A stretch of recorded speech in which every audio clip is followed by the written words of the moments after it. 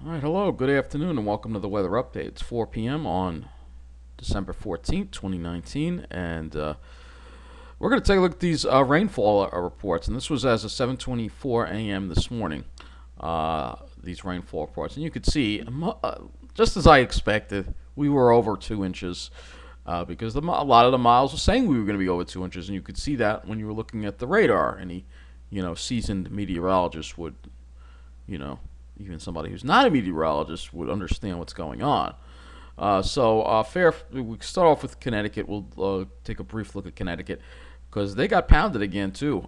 Westport 2.52 inches. Middlesex County, Connecticut, East Haddam 2.38 was the high amount. New Haven County, Milford 3.02 inches. This got up to 3 inches. All right, in spots you'll see.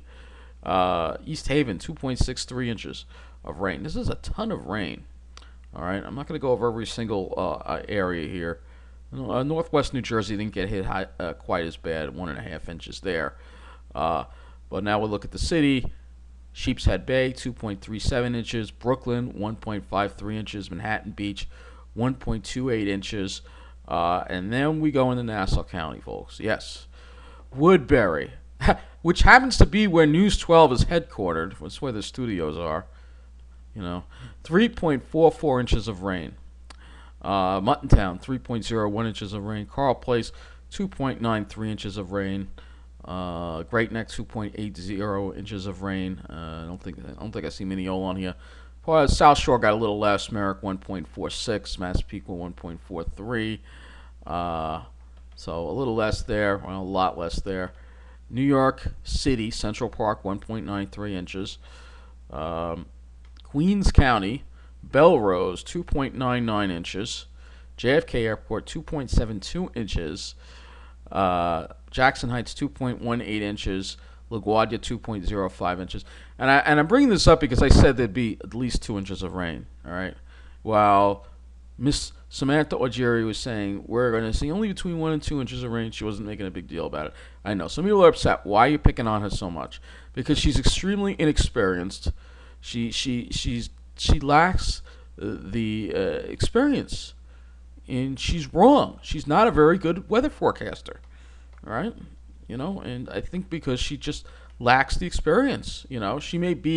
She is not a seasoned meteorologist. She's there to represent a certain demographic, and just smile and be all preppy and, you know, forget it. Try to just, forget that we're dealing with all these crazy weather situations. Just trying to have that fake smile, and and I'm sorry if some people don't like the way I feel about it, but that's the way I feel about it. She is basically somebody there to represent a certain demographic. She's not there to give you a good weather forecast or even tell you what's going on with the weather. Watch Joe Chaffee. Watch me even, all right? I don't like bragging, but, I was right, all right? I said there'd be a lot of rain. So Lake Ronkonkoma, look at that, 2.90 inches of rain. Terryville, 2.89 inches of rain. Northport, 2.87 inches of rain. Islip, 2.81 inches of rain. Shirley Airport, 2.58 inches of rain. And I'm pretty sure that might be a record for Islip, by the way. Dix Hills, 2.55 inches of rain. Baiting Hollow, 2.53 inches of rain. Port Jefferson Station, 2.47 inches of rain. Upton, at the National Weather Service office, 2.37 inches of rain. So almost everybody got over 2 inches of rain, and even some close to 3 inch amounts, which even surprised me. So that's a look at the rainfall for our area. And like I said, you could see looking at the radar that this was going to be a massive rain event, and looking at the models, you could see that it was a massive rain event. But some people on TV, such as Samantha Augeri, do not look at those things apparently. So she's probably too busy, on Snapchat or some other social media platform, talking about how beautiful Long Beach is. So let's take a look at the current radar. And I'm sorry, I really am. It just irritates me because you put on the news to get accurate information, and News 12 with the weather used to always be whatever they were at, all the changes that you could always count on their weather people. But Sam Wajiri, she's not somebody you should be relying on. All right, that's the way I feel about it. All right, so you can see there was a couple more showers around, but I think we're mostly done with the rain now. As you can see, mostly, fortunately. Um, Looking at the current conditions across our area, it's still warm out there and it's still humid. 54, dew point 52. 53, dew point 53, so really muggy out there. 57, dew point 55 at, I think that's Shirley. 55 is at 55, so 100% humidity. Probably got some fog and drizzle out there. Going into here, going into Ocean County, 56, dew point 54. So, and it's windy too, so you have gusts up to 29, 34 miles an hour out there. Even going further south in Jersey, you have some 60-degree readings. Ugh, disgusting. I'm telling you, it's just disgusting. Let's look at the Wonder Map too to show you what we got out here. And you can see off to the west, we finally have some cooler, drier air that's just over the border from New Jersey, and hopefully we're going to get into that a little later this evening. Get out of this disgusting yuck of an air mass right now. 55, so you're going to look at some more of these observations here. You know, just in the mid-50s generally, very warm out there, and also very humid too. We'll look at some of these dew points again. You'll see, just really humid out there, really muggy, disgusting weather out there. So everything's just yuck. Everything is just yuck out there. What can I tell you? Let's look at some other observations. This is not normal either, and I don't know what the record is for the day. I don't. So it's 54 fog, obviously. Look at the fog. We have visibilities down to a quarter of a mile at Farmingdale. South wind at 20, gusting to 28. So very foggy out there. Let's look at Islip. 55 fog, south wind at 17, gusting to 26. Look at the visibility at Islip, 0.13 of a mile. So it shows you how humid this air mass is. It's really just juiced up. It's really just disgusting is what it is.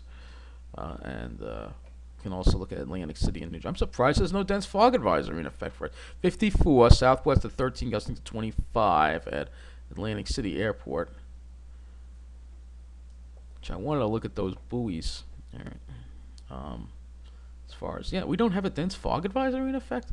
It's fog advisory, but it's just for offshore. We should have a dense fog advisory in effect. I mean, it affects people on land too, doesn't it? I understand. I want to go back to the weather and hazards viewer for a minute. I want to look at some of those buoys offshore as far as the temperatures go.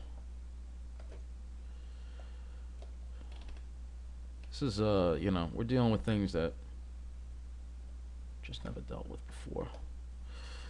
Let's see, 56. Look at that wind gust. 34. Look at this buoy here. 61, dew point 58. This is really muggy air. This is not normal to be dealing with this. Not normal at all to be dealing with this. Not at all.